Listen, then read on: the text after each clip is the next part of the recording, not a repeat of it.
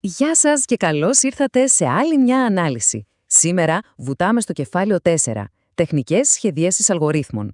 Ένα κεφάλαιο θα έλεγα απολύτως κρίσιμο, γιατί εδώ μαθαίνουμε όχι απλά να λύνουμε προβλήματα, αλλά να τα λύνουμε έξυπνα και αποδοτικά.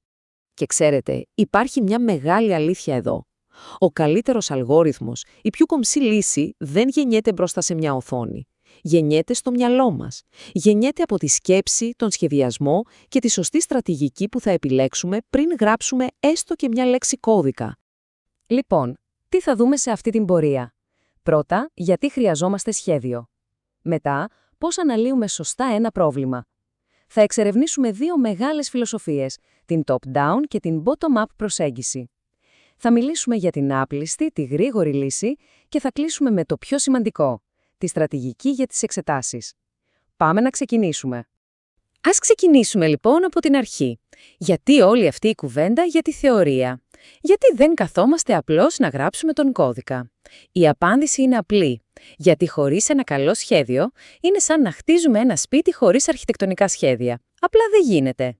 Σκεφτείτε το λίγο. Για κάθε πρόβλημα, σχεδόν πάντα υπάρχουν πολλοί δρόμοι για τη λύση. Αλλά δεν είναι όλοι οι δρόμοι ίδιοι.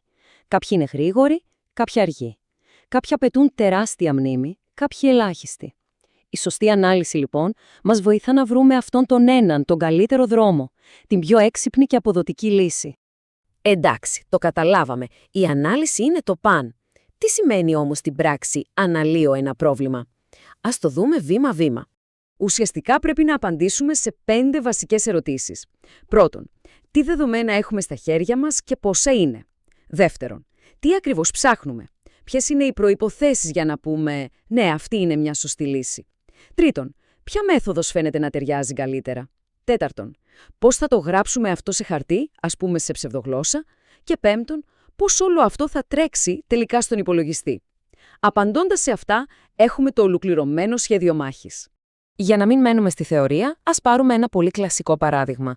Το πρόβλημα του ταχυδρόμου.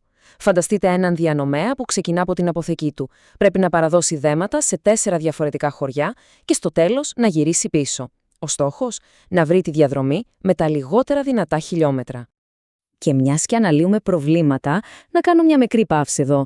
Να θυμίσω πως για οποιαδήποτε απορία προκύψει, στην περιγραφή υπάρχει ένας σύνδεσμος για έναν AI βοηθό που μπορεί να βοηθήσει. Εκεί θα βρείτε και όλα μας τα μαθήματα σε μορφή εναλλακτικής εκπομπής. Τώρα, πίσω στον ταχυδρόμο μας. Ωραία. Τώρα φτάνουμε στην ουσία του κεφαλαίου. Θα δούμε 2 μεγάλες βασικές φιλοσοφίες για το πώς προσεγγίζουμε ένα πρόβλημα. Είναι 2 εντελώς αντίθετοι τρόποι σκέψης. Η πρώτη είναι η πασίγνωστη Διέρη και Βασίλευε. Η λογική της είναι ακριβώς αυτό που λέει το όνομά της. Παίρνουμε ένα μεγάλο, σύνθετο πρόβλημα και το σπάμε σε μικρότερα, πιο απλά κομμάτια. Λύνουμε το κάθε κομμάτι ξεχωριστά και στο τέλος ενώνουμε τις λύσεις για να πάρουμε την τελική απάντηση. Είναι μια προσέγγιση από πάνω προς τα κάτω. Και το πιο κλασικό παράδειγμα που όλοι ξέρουμε, μα φυσικά η διαδική αναζήτηση. Τι κάνει? Παίρνει μια τεράστια αλλά ταξινομημένη λίστα και σε κάθε βήμα την κόβει στη μέση, πετώντας το μισό κομμάτι που δεν μας ενδιαφέρει. Κλασική περίπτωση Διέρη και Βασίλευε. Και πάμε τώρα στην εντελώς αντίθετη φιλοσοφία. Ο δυναμικός προγραμματισμός. Εδώ δεν σπάμε τίποτα. Αντίθετα, χτίζουμε. Ξεκινάμε λύνοντας τα πιο απλά, τα πιο μικρά προβληματάκια. Αποθηκεύουμε τις λύσεις τους και μετά τις χρησιμοποιούμε σαν τουβλάκια για να χτίσουμε τη λύση για όλο και μεγαλύτερα προβλήματα, μέχρι να φτάσουμε στην κορυφή. Δείτε αυτό το παράδειγμα για να καταλάβετε πόσο έξυπνο είναι. Για να υπολογίσουμε το 2 στην 7η, αντί να κάνουμε 7 πολλαπλασιασμούς, ο αλγόριθμος υπολογίζει πρώτα το 2 στην πρώτη, το 2 στο τετράγωνο, το 2 στην τετάρτη, τα αποθηκεύει και μετά απλά συνδυάζει αυτά τα αποθηκευμένα κομμάτια. Πολύ πιο γρήγορο, έτσι δεν είναι? Άρα, για να το ξεκαθαρίσουμε, έχουμε 2 αντίθετες λογικές. Από τη μία, το Διέρη και Βασιλεύε, που αποδομεί, που σπάει το πρόβλημα από πάνω προς τα κάτω, και από την άλλη, τον δυναμικό προγραμματισμό, που δομεί, που χτίζει τη λύση από κάτω προς τα πάνω. Είναι συμπληρωματικά εργαλεία, όχι ανταγωνιστικά. Είδαμε τις 2 μεγάλες στρατηγικές, υπάρχει όμως και μια τρίτη προσέγγιση. Μια προσέγγιση πιο άμεση, πιο παρορμητική θα έλεγα. Αυτή είναι η άπλιστη μέθοδος. Η φιλοσοφία της είναι απλή. Σε κάθε βήμα, σε κάθε απόφαση, κάνε την επιλογή που φαίνεται η καλύτερη εκείνη ακριβώς τη στιγμή, χωρίς να σκέφτεσαι τις μελλοντικές συνέπειες. Είναι μια στρατηγική που ελπίζει ότι κάνοντας συνεχώς τις τοπικά καλύτερες επιλογές, θα φτάσει και στη συνολικά καλύτερη λύση. Ένα τέλειο παράδειγμα όπου αυτό δουλεύει άψογα είναι τα ρέστα με τα ευρώ. Για να δώσεις ρέστα 789 ευρώ, τι κάνεις?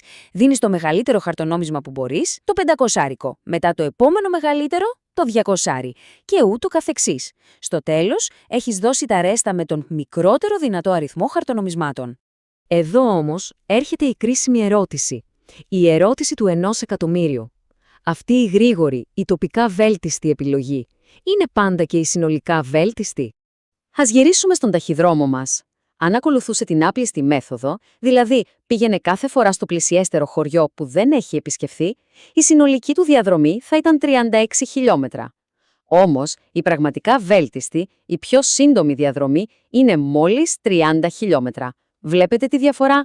Η άπλιστη επιλογή εδώ απέτυχε. Και όλο αυτό μας φέρνει στο πιο σημαντικό κομμάτι, ειδικά για όσους προετοιμάζονται για τις εξετάσεις. Έχουμε πλέον 3 εργαλεία στην εργαλειοθήκη μας. Πώς όμως διαλέγουμε το σωστό κάτω από πίεση? Αυτός ο πίνακας είναι πραγματικά χρυσός. Για το Διέρη και Βασίλευε, η κλασική παγίδα είναι να ξεχάσουμε την προϋπόθεση. Τα δεδομένα πρέπει να είναι ταξινομημένα. Στον δυναμικό προγραμματισμό, το μεγάλο λάθος είναι να ξανά υπολογίζουμε πράγματα που έχουμε ήδη βρει, αντί να τα ανασύρουμε από τη μνήμη. Και για την άπλιστη μέθοδο, η νούμερο 1 παγίδα είναι να νομίζουμε ότι δουλεύει παντού. Όπως είδαμε, αυτό απλά δεν ισχύει. Θα το ξαναπώ, γιατί είναι ίσως το πιο σημαντικό σημείο για τις εξετάσεις. Η πιο συχνή παγίδα είναι να βλέπουμε ένα πρόβλημα, να ενθουσιαζόμαστε με την απλότητα της άπλιστης μεθόδου και να τη χρησιμοποιούμε χωρίς δεύτερη σκέψη. Πάντα πρέπει να κάνουμε την ερώτηση. Εδώ, το τοπικά καλύτερο είναι σίγουρα και το συνολικά καλύτερο? Γιατί στο τέλος της ημέρας ισχύει αυτό το απόφθεγμα. Δεν υπάρχει μια μαγική συνταγή, ένας αλγόριθμος που να μας λέει ποιον αλγόριθμο να διαλέξουμε. Αυτές οι τεχνικές είναι εργαλεία. Η πραγματική δουλειά, η δημιουργικότητα και η αναλυτική σκέψη γίνεται από εμάς.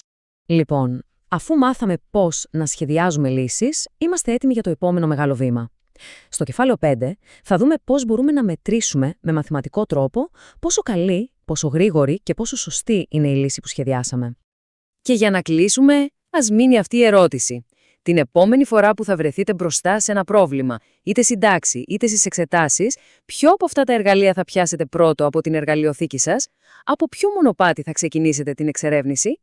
Για όλα τα μαθήματα και όλες τις τάξεις, κάνε εγγραφή στο κανάλι μας Φροντιστήριο AI.